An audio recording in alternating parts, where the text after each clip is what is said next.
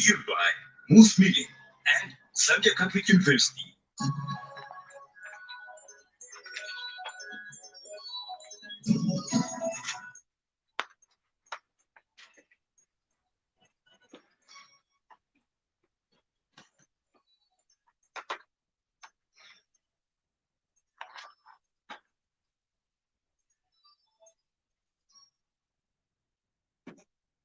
Radio Changalo, restoring everything in Christ with love and truth. Good afternoon. With the main news, I'm Patrick Mopeta. The headlines: cost of living increase. Lawmakers implored to respect the rule of law. Dignity of humanity should be upheld.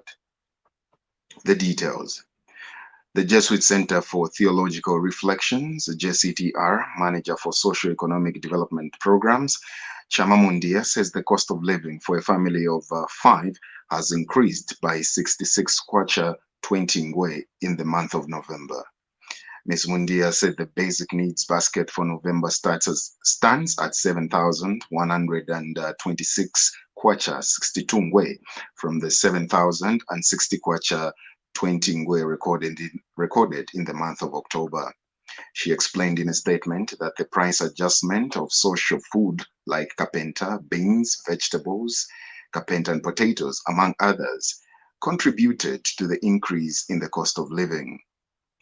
Ms. Mundia, however, commended government for the timely distribution of farming inputs, adding that this commitment saw the country recording a bumper harvest in the 2019-2020 farming season. And Ms. Mundia, however, said it is unfortunate that the key macroeconomic indicators have remained poor even with a month left to end 2020. Shingola Mayor Titus Tembo has implored farmers in the district to adequately prepare for the 2020-2021 farming season. Speaking to Radio Chingolo News in Chingola, Mr. Tembo said the move would enable the district to continue recording a reasonable yield. Mr. Tembo reiterated that government has already done its part by delivering farming inputs on time to farmers in the locality. Farmers out there, government has done very well this year. This is the beginning, and in the future, I think we'll be getting your inputs on time. Let's put these inputs to use. If you have gotten fertilizer, please these fertilizer so that this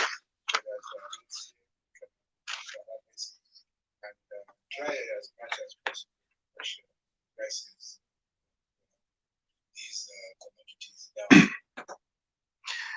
Following the Constitutional Court's ruling that ministers who stayed in office after the dissolution of Parliament in 2016 should pay back, Quito residents have implored the lawmakers to respect the rule of law.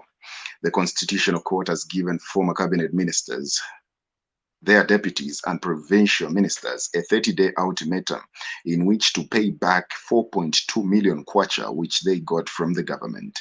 Speaking to Radio Chengolo News, the residents said those cited should refund the money they received as salaries and allowances because they remained in office illegally. Some also questioned how the money would be paid back, as most of the named ministers are still serving in government while others are not. The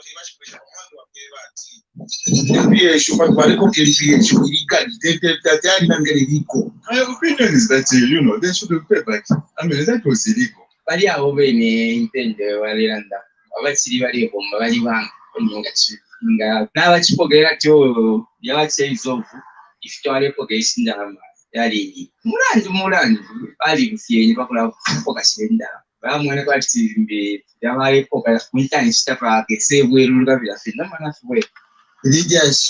Government. So pakweva tsaya bantu bakweshe mpia tichaba kwecha shopa. Musama wakweva tsikali ponse balishe mu system imwe. And Justice Minister Given Lubinda said although he was obliged to pay the money back, he does not know how he was going to raise the money within 30 days rather. Mr. Lubinda told journalists in Lusaka that the money involved was far beyond his money earning and would consider writing to the court for possible extension of the period in which to pay back the money. Meanwhile, former Copperbelt Minister Mwanya Msenge says he would not manage to pay back the money following the current status he was in. Mr. Msenge, however, said that the law has to be respected and that if it means the bailiffs getting some of his property, he would not hesitate to give them. To sign off, what is required is to pay. The printing of this constitution was done by the president of the state, who is the chief of the inspectors and who is enjoying his champagne.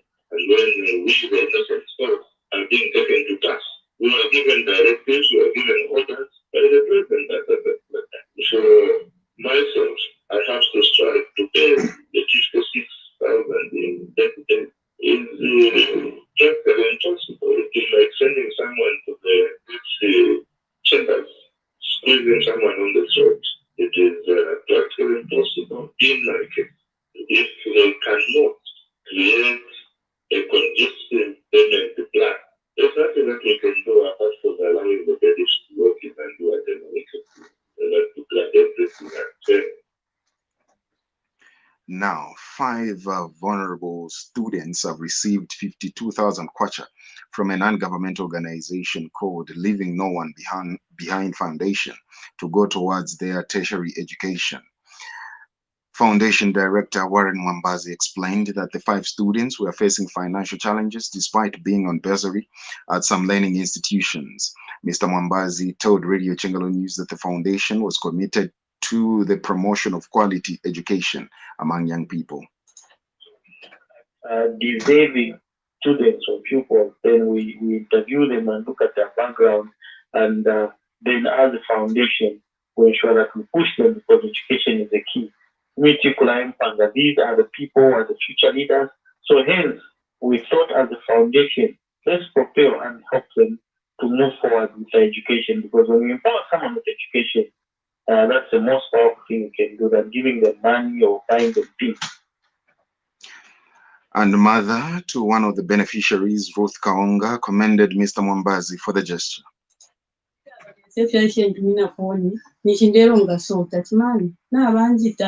Vampira 100%. Sava vashanina chani chauti mwana naleshisha soti apa nilina 2 months nimbwerera kunma tachingwanishe efyambiro bya namba mleti poshani ine pali no shikabira no kupwa ine future yandi kusambya ndiye mona skando mleti tamana so ine nintotera kuba chitire filesa kwato kukwekesha. The Young Women Christian Association, YWCA, has been speaking about the dignity of a person ahead of Human Rights Day to be held tomorrow. And the organization has observed with concern the continued violation and lack of understanding of human rights. Speaking to Radio Chengalo News, YWCA Copperbelt Coordinator Sharon Mambo said it is important that people's rights are upheld and respected. And at family level, Ms. Mambo has advised parents to groom children in a way that will enable them understand that human rights should not be abused. There is a lot of violation of human rights, and this is coming from a background where people don't really understand what are human rights. Equally, the law enforcers who are supposed to protect these human rights, at what point are they supposed to apply the minimum force which they are entitled to? When you look at the family level, most of the families feel human rights have brought confusions within families because they think the children nowadays are not able to stand on their own because of human rights, and they are very uncontrollable because of human rights. Moving on, Pope Francis has announced a year of St. Joseph in honor of the 150th anniversary of the Saint's proclamation as patron of the Universal Church. According to a decree authorized by the Pope, the year began on 8th December 2020 and concludes on 8th December 2021. The decree said Pope Francis had established a year of St. Joseph so that every member of the faithful follows his example. According to the Catholic News Agency, in his apostolic letter, Pope Francis reflected on the fatherly qualities of St. Joseph, describing him as beloved, tender and loving, obedient, accepting, and creatively courageous. Let's move to sports. Zambia under-20 national team this afternoon will play Malawi in the group final match of the ongoing COSAF under-20 men's championship in South Africa. The tournament is being used as a yardstick of qualifying to the under-20 Africa Cup of Nations tournament. Zambian player John Chimba said team captain Prince Mumba says they will emerge victorious. This news broadcast comes to you in the community service of Radio Changalo News with compliments of Mosmeling and Zambia Catholic University. And now international news as monitored from the BBC. Nigerian President Muhammadu Buhari has indicated he would reopen the country's land borders as soon as possible after they were shut last year to control smuggling activities. Nigeria is bordered by Benin, Cameroon, Chad, and Niger. Mr. Buhari told state governors that the closure of borders was an attempt to control the smuggling in of weapons and drugs. A parliamentary report in Australia has recommended the mining company Rio Tinto as to reconstruct Aboriginal work shelters it destroyed early this year. Michael Bristol reports. The interim report called on Rio Tinto, one of the world's biggest mining companies, to pay compensation and observe a moratorium on mining in sensitive areas. It also said the firm should, at its own expense, rebuild the shelters. Rio Tinto blew up the Julian Caves in Western Australia in May in search of iron ore. It did so despite warnings about the site's cultural significance for Indigenous Australians. It thought the shelters had been occupied by humans for 46,000 years. The boss of Rio Tinto eventually resigned following anger at the destruction. And finally, on our main news, US President-elect Joe Biden has set a goal of 100 million COVID-19 vaccinations in his first 100 days in office. He said his first months in office would not end the outbreak and gave few details on rollout strategy, but he said he would change the course of COVID-19. Introducing his health team for when he takes office on 20 January, he urged Americans to mask up for 100 days. On Tuesday, a report paved way for a Pfizer biotech vaccine to be approved and rolled out for Americans. We now look at the weather. Now, the weather update has compiled by the Zambia Meteorological Department. Western and northern parts of Luapula and northern provinces will be partly cloudy to cloudy with morning rain and afternoon thunder showers. The nights would be partly cloudy to cloudy with a chance of rain and thunder. So let's take a look at the headlines we had once more. Cost of living increase. Lawmakers implode to respect the rule of law. Dignity of humanity should be upheld. So for these and more stories, you can visit our Facebook page. Log on to Facebook and like the Radio Changalo page and link to radiochangalo.radio12345.com. You can also listen to the rebroadcast of the news on our YouTube channel. Also listen to us on Radio Garden. COVID is still with us, so remember to play your part in the fight against coronavirus pandemic by adhering to the safety guidelines as outlined by the Ministry of Health and the World Health Organization.